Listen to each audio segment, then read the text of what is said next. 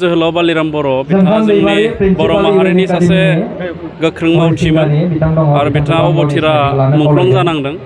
बिथांनि गोसोखांथियाव हरिसिंगा दख'रा दुलाराय बर' फरायसा आफाद आरो हरिसिंगा रिजनेल स्पर्ट्स एस'सिएशना बोसोरफ्रोमबो अल इन्डिया लेभेलाव बा अल इन्डिया इनभाइटेसन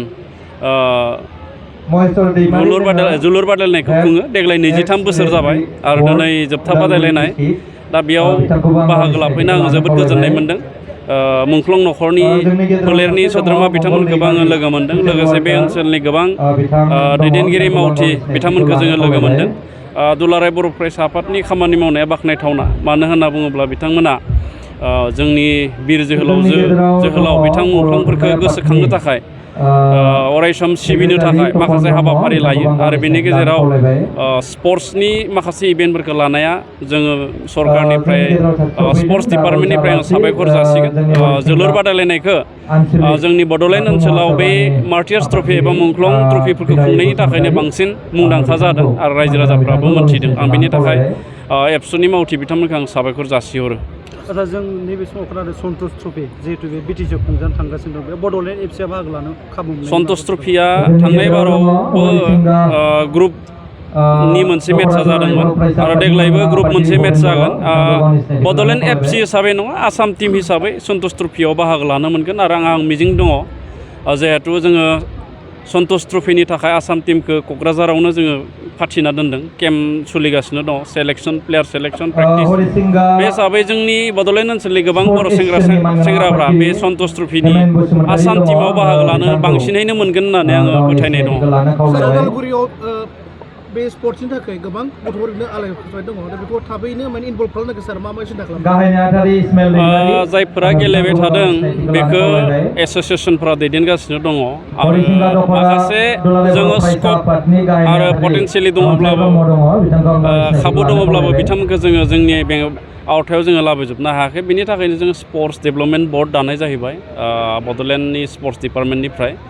आरो बे डिपार्टमेन्टआ दासिम माखासे पलिसि एडप्ट खालामनाय जादों आरो थाबैनो बे पलिसिखौ जोङो ग्रासरुट लेभेलसिम जोङो इमप्लिमेन्ट खालामनो थांगासिनो दङ। आरो बे इमप्लिमेन्ट जायोब्ला जोंनि जायफ्रा अलिम्पिक एस'सिएसनजों रेकगनाइज गेम, बे रेकगनाइज गेमफोर गेलेग्रा जोंनि गेलेगिरि बिथांमोनखौ जोङो खाबु होनो हागोन होननानै जों बुंनो हायो। जाय बिथांमोना नेसनेल आरो इन्टारनेसनेल गेलेबाय, थिसनथायनि बेलायाव माबाफोर साननाय जादों नामा? बिटिआर हालामनिफ्राय दासिम जेसेबांखिनि नेसनेल आरो इन्टारनेसनेलाव गेलेबाय आरो गेलेनानै दङ, दा बेखौ आसाम लेभेलावनो जोङो थिसननाय हाबाफारिया सोलियो। दा बिटिआर हिसाबै जोङो बिथांमोननि रिजार्भेसननि जेबो पलिसि गैथ'वा, नाथाय आसामनि एमप्लयमेन्ट पलिसियाव बे हाबनानै दङ।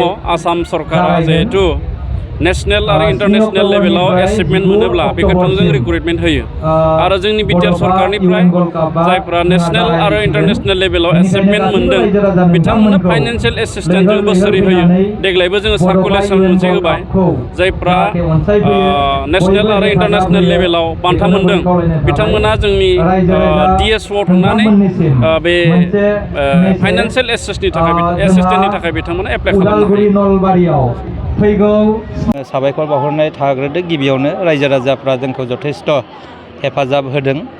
जोंहा 23थि जोहोलाव बालिराम बर' सनानि जोलुर बादायलायनाया 18 सेप्तेम्बरनिफ्राय जागायनानै दिनै फैयै 29 सेप्तेम्बराव फाइनेल जाफैबाय आरो बे फाइनेल गेमाव जथेस्थ' रायजो राजाफ्रा जोंजों हेफाजाब होदों आरो मोननै आसामनि गोख्रों दोलोआ बेयाव फाइनेलसिम सफैनो हादों। जोंनि उदालगुरि जिल्लानिनो उदालगुरि स्पर्टिं क्लाब होननाय मोनसे गोख्रों टीम आरो बेनि हेंथायै गेलेदों सनापुर नलबारिनि मोनसे गोख्रों टीम आरो बे मोननैनि गेजेराव दा फाइनेल गेमा सोलिगासिनो दङ आरो बे हाबाफारियाव बिटिसिनि माखासे इएम एमसिएलए बिथांमोनाबो बाहागो लाफैदों। फारियै जोंनि बिटिआरनि इएम दावबायसा बर' बिथाङा जोंनि गाहाय आलासि महरै बाहागो लाफैदों आरो बिदिनो सन्जय स्वर्गियारि हरिसिंगा समस्तिनि एमसिएलए बिथाङाबो जोंनि जोहोलाव बालिराम बर'नि मुसुखायाव बिबार बावजेनगिरि महरै बाहागो लाफैदों आरो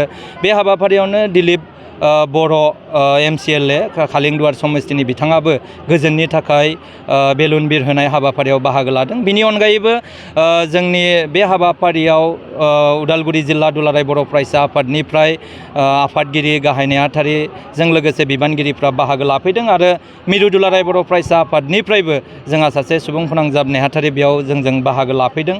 थारैनो बे हाबाफारियाव दुलाराय बर' हारिमु आफादनिफ्राय लाना बर' थुनलाइ आफादनिफ्राय लाना बर' फरायसा आफादनिफ्राय लानानै UPPL दोलोनि राजखान्थि हान्जानिफ्रायबो गोबां दैदेनगिरि बिथांमोना बाहागो लाफैदों।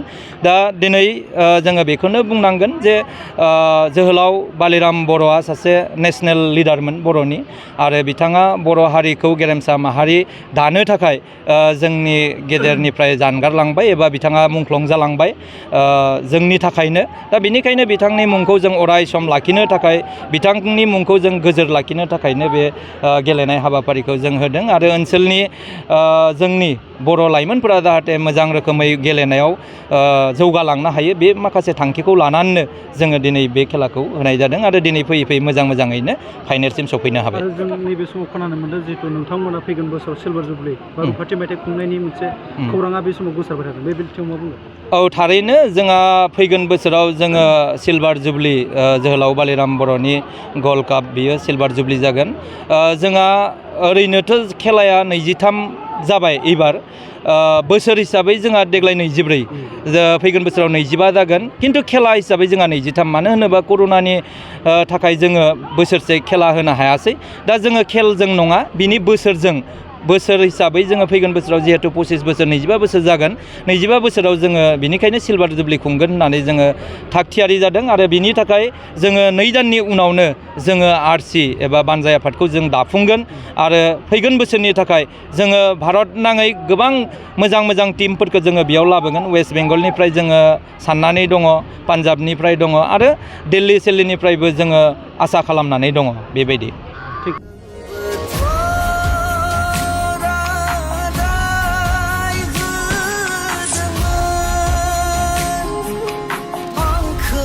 फैजासिम अराय समसिम नेनानै थागोन। मोसासो आं मोसा